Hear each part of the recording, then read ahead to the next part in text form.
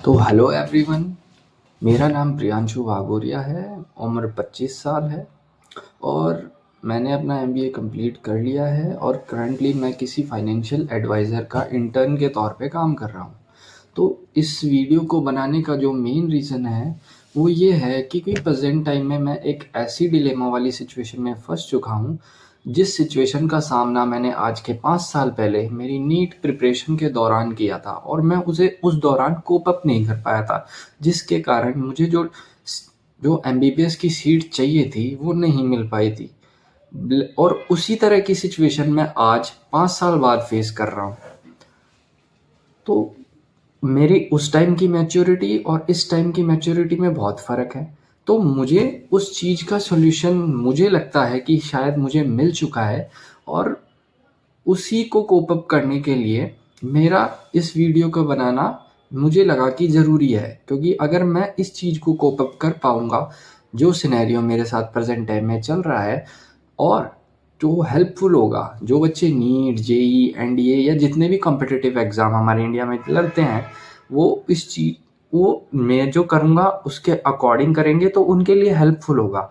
मैं ये चीज़ नहीं कह रहा कि ये 100% सक्सेसफुल होगा, क्योंकि मैं भी इसे ट्राई कर रहा हूँ।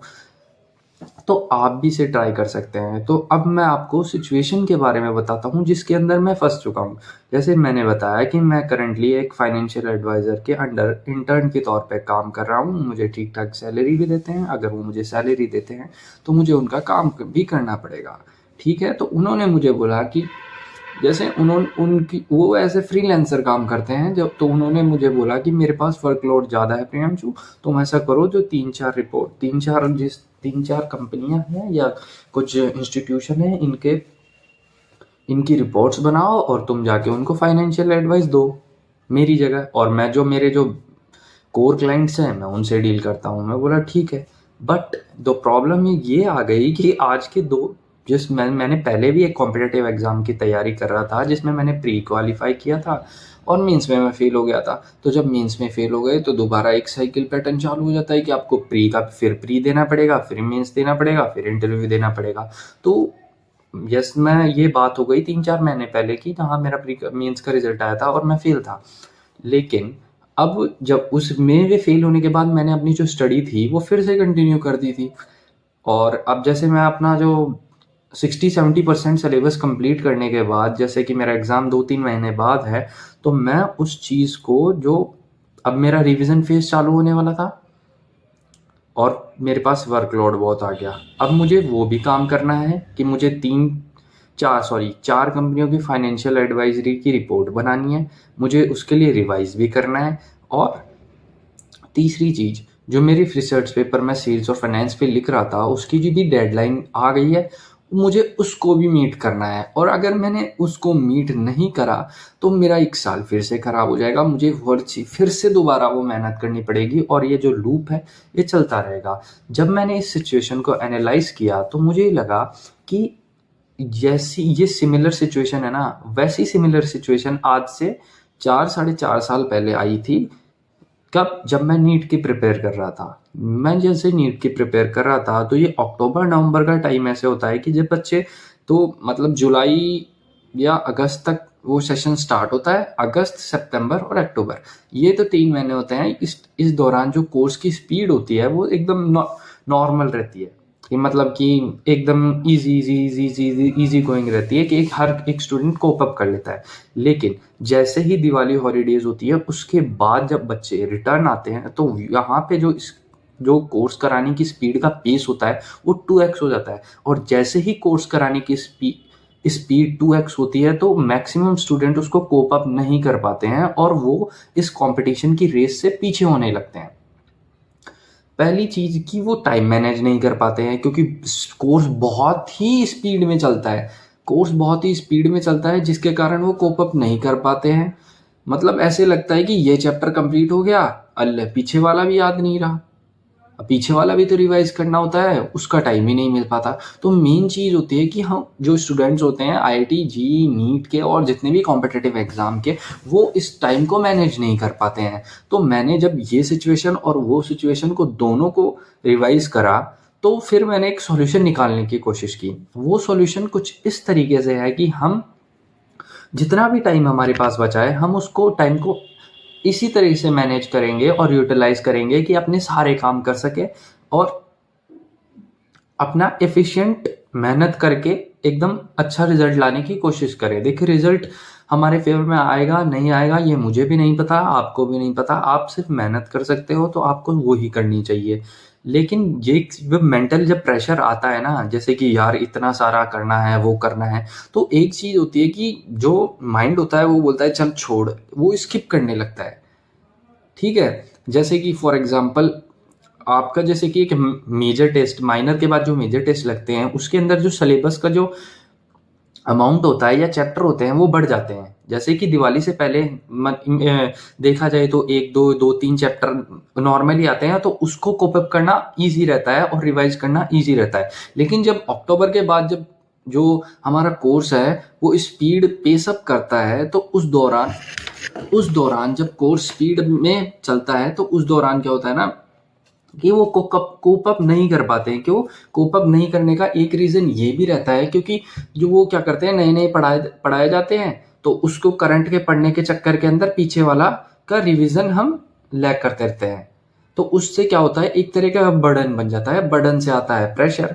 अगर आप उसको कंटिन्यू रिवाइज करते रहेंगे तो वो इफेक्टिवली आपको याद रहेगा, और अगर वो इफेक्टिवली याद रहेगा तो उस जब मेजर टेस्ट आएंगे तो उसमें कोई ऐसा एग्जाम में कोई प्रेशर नहीं बनेगा। ऐसा ही मेरे साथ इस सिचुएशन में हुआ, मेरे तीनों काम एक साथ आ गए विद इन। अब मुझे तीनों करने पड़ेंगे क्योंकि अगर सैलरी चाहिए तो रिपोर्ट बनानी पड़ेगी, तीनों कंपनियों की फाइनेंशियल एडवाइजरी की रिपोर्ट बनानी है। अगर वहां से जहां मैं रिसर्च पेपर सबमिट कर रहा हूँ वहां सबमिट करना है, सबमिट करूंगा तो मुझे क्लियरेंस देंगे। ठीक है, क्लियरेंस देंगे वो भी मेरे लिए अच्छा है। और जो मैं बहुत मतलब है कि अपने ग्रेजुएशन से जिस एग्जाम की प्रिपरेशन, ग्रेजुएशन से पोस्ट ग्रेजुएशन से जिस एग्जाम की प्रिपेयर कर रहा था उसको भी देना जरूरी है। तो तीनों चीजें जब एक साथ पाइल अप हो गई तो करना तो है, ऐसे तो है नहीं कि छोड़ देना है। तो मैंने सोचा कि क्यों ना किसी का सॉल्यूशन ढूंढा जाए, और इस चीज का सॉल्यूशन जो मुझे लगता है वो ओनली प्रेफरेबल है कि आप अपने जो टाइम और अपने जो सब्जेक्ट्स है उसको मैनेज करें। जैसे कि आप फिजिक्स केमिस्ट्री बायो पढ़ते हैं या फिजिक्स केमिस्ट्री मैथ पढ़ते हैं, तो उस जैसे कि मैं competitive exam IIT JEE NEET NDA की बात कर रहा हूँ क्योंकि मैंने भी वो दिया था, तो उसके कंपैरिजन में आप करंट पढ़ते जाइए, करंट पढ़ते जाइए, आप कोचिंग जाइए, करंट पढ़ते जाइए, और कुछ ना कुछ आप कहीं ना कहीं से टाइम को स्नैच कीजिए जिससे आप उसको जो आपका जो पिछला चीज है उसको रिवाइज करते जाइए। अब क्योंकि अगर आपने रिवीजन छोड़ दिया ना, अगर रिवीजन छूट गया तो फिर जब मेजर आएंगे ना, मेजर के अंदर बहुत ही क्रैश क्रूश हो जाना है और कुछ नहीं आना है, फिर प्रेशर बढ़ना है, और जैसे जैसे प्रेशर बढ़ता जाएगा चीजें नहीं संभल पाती है। ठीक है, एक क्योंकि मेरा एक्सपीरियंस है चीजें नहीं संभल पाती है, तो आपको चीजें को मैनेज करने के लिए आपको उस चीज को जो भी पीछे छूटा हुआ है, जैसे दिवाली से पहले जो जो पढ़ाया हुआ है उसको कंटिन्यू रिवीजन करना है। शॉर्ट नोट्स बना आपने बनाए होंगे, नहीं बनाए होंगे, आप उसको बनाइए और उसको कंटिन्यू रिवाइज करते जाइए। ठीक है, जैसे कि एक संडे मिलता है, आप संडे को उस चीज को रिवाइज करिए और रिवीजन मत छोड़िए। ठीक है, तो मैं इस वीडियो को बनाने का एक ही रीजन था कि मेरे एक्सपीरियंस के अकॉर्डिंग मैं आपको एक सॉल्यूशन दूं कि आप कैसे कर सकते हैं। तो उसी का जो एक ही चीज है कि टाइम को मैनेज करना है। तो मैं प्रियांशु बागोरिया अपने channel YouTube channel Priyanshu Bagoria पे एक कॉम्बैट सीरीज चलाने वाला हूं, जिसके अकॉर्डिंग मैं खुद अपने काम को कैसे मैनेज करूंगा उसका मैं लाइव आपको बताऊंगा, लाइव वीडियो रिकॉर्ड करूंगा, रोज लाइव होगी। जैसे आज 25 नवंबर 2025 है, तो वैसे मैंने आज का रिकॉर्ड कर दिया है, लेकिन मैं उसको इतना एडिट वेडिट कुछ नहीं होगा क्योंकि काम है, क्योंकि टाइम को स्नैच करना है और चीजों को अच्छा करके एक बेटर रिजल्ट जनरेट करने की कोशिश करनी है। तो मैं कंटिन्यू अपना जैसे स्टडी विथ मी सेशन होते हैं, लोग अपने व्लॉग बनाते हैं, तो मैं एक टाइम टेबल के अकॉर्डिंग अपनी चीजों को मैनेज करूंगा। और अगर आप चाहें तो मुझसे जुड़ के वो चीजें आप भी मैनेज कर सकते हैं। जैसे मैं लाइव चलूंगा, जो भी वीडियो मैं बनाऊंगा आप उसे देख सकते हैं कि जैसे कैसे मैं उस चीज को कोप अप कर रहा हूँ, आप भी उसी चीज को वैसे ही कोप अप करके अपनी चीजें को सुधार सकते हैं और मैनेज कर सकते हैं। क्योंकि जैसे शायद नीट तो मई में है, 3 मई में है, और जेई शायद जो फर्स्ट सेशन है वो फैब में है। तो एज एन एक्सपीरियंस अगर आप चाहें तो मुझसे जुड़ सकते हैं और अपनी चीज़ें सुधार सकते हैं। देखिए, मैं भी कोई ऐसा नहीं हूँ कि